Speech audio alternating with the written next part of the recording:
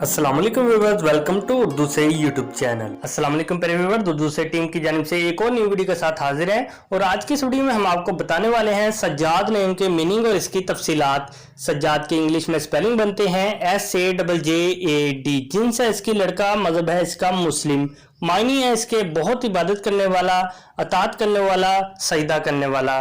सज्जाद नाम का शुमार लड़कों के नामों में होता है। सज्जाद नाम की इब्तदाई तारीख अरबी ज़बान से निकलती है।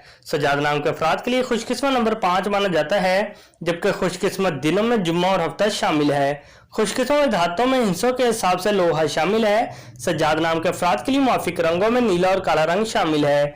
सज्जाद नाम के अफराद के लिए मुआफिक पत्थरों में नीलम शामिल है। सज्जाद नाम में 6 हरूफ है और ये एक लफ्ज़ बनता है।